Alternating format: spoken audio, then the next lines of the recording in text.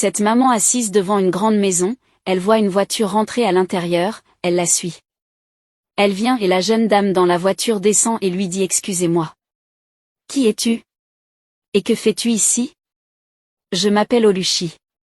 Je suis la mère d'Ejike. » « Ejike. Oh vraiment. Maman, désolée. Je ne t'ai jamais rencontré auparavant. C'est pour ça que je ne t'ai pas reconnu. Qui es-tu? Oh, je m'appelle Munashi.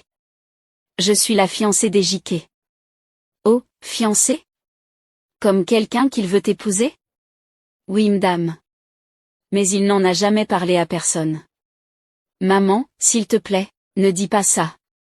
Nous viendrons certainement au village vous voir quand ce sera l'heure de la présentation et tout. J'ai demandé à Ejike de m'emmener dans sa famille, de me présenter à son peuple. Mais il ne l'a pas fait. Je suppose qu'il attend le bon moment. Oh, d'accord. Si tu le dis. Mais je l'attendais ici et il n'est pas revenu. Oui, il est sur le chemin du retour. S'il vous plaît, entrez maintenant.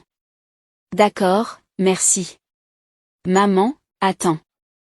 Je ne veux pas te manquer de respect. Et ce n'est pas que je doute de toi, mais... Es-tu sûre d'être la mère de mon fiancé? Ne suis-je pas assez bien pour être la mère de ton fiancé? Elle rentre dans la maison.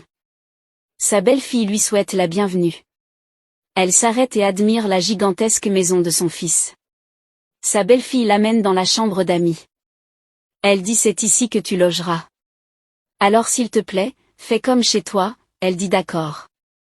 Elle dit installe-toi simplement. Et tout d'abord, je pense que vous devriez entrer et prendre un bain. Je vais te préparer à manger. D'accord? Elle la remercie. Elle demande tu veux dire que je me baigne ici? Sa belle-fille confirme. Elle admire la salle. Alors qu'elle rentre pour aller se baigner, elle profite pour vérifier dans son sac. Elle soulève les habits et dit mais qu'est-ce que c'est? Ce sont des chiffons. Oh mon Dieu, j'espère que je ne me trompe pas à ce sujet. J'en doute. Est-ce sûr que je n'ai pas ramené une folle dans cette maison? Qu'est-ce que c'est maintenant? Comment peut-on porter ce genre de vêtements?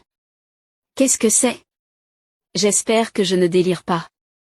Elle remet les vêtements dans le sac. Je vais m'asseoir ici. Subitement sa belle-mère lui dit qu'elle a besoin de savon, et ne sait pas comment utiliser le robinet. Elle dit je viens et je vais l'arranger pour toi. Laisse-moi t'apporter du savon, d'accord? Attends-moi, elle part chercher le savon. Elle lui sert de la nourriture. Elle est perdue dans ses pensées. Il dit à sa mère tu es folle et stupide. Tu es même sur ma chaise, avec ton corps sale et qui sent mauvais. Il part dans sa chambre, sa femme dit à sa belle-mère s'il te plaît, ne te fâche pas, reste ici, ne bouge pas, je vais lui parler. Elle le suit. Elle le rejoint dans la chambre et lui dit chérie c'est ta mère. Il lui dit comment oses-tu? Elle dit c'est ta mère, il lui donne une bonne baffe, il lui dit tu es une idiote. Elle attrape sa joue et lui dit tu viens de me gifler. Il dit je vais le refaire encore, je vais te battre comme un enfant, parce que tu es stupide, insensé. Elle dit pourquoi lèves-tu la main sur moi? Il dit comment oses-tu amener cette femme chez moi? Comment oses-tu amener cette mendiante chez moi? Qui penses-tu être? Tu es stupide? Elle dit mais c'est ta mère, tu l'avais bien dit. Il dit c'est ma mère et alors? C'est pour ça que tu amènes tous les mendiants chez moi? Sans me le demander, sans m'informer? Elle dit c'est pour ça que tu as levé la main sur moi? C'est pour ça que tu m'as battu? Je pensais que je faisais la mauvaise chose. D'avoir amené la mauvaise femme dans cette maison. Je pensais avoir amené une mendiante dans cette maison. Regarde à quoi elle ressemble. Ta mère, ta propre mère. Une femme de ménage est mieux entretenue qu'elle. Et tu es à l'aise avec cela? Il dit je suis à l'aise avec ça.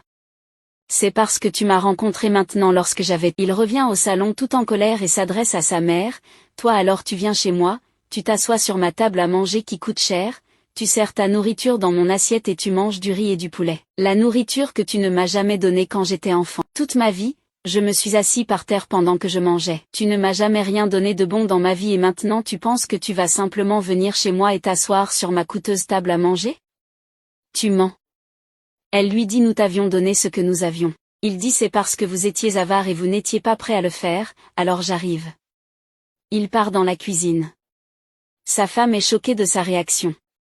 Il revient avec une assiette plastique et renverse le riz de sa mère dedans puis dépose par terre. Il vient et la tire pour la faire asseoir par terre également. Il dit assieds-toi. C'est ici que tu mangeras. Par terre, comme je l'ai toujours fait quand j'étais enfant. Toi, regarde-toi, tu manges du riz et du poulet. Tu sais quoi? J'aurais saisi ce poulet, mais ta pauvre main l'ont déjà touché. Quiconque mange ce poulet mourra d'une intoxication alimentaire. Alors mange et remplis ton sale ventre, quelque chose que tu ne peux jamais te permettre de ta misérable vie. Il part tout furieux laissant sa mère en larmes.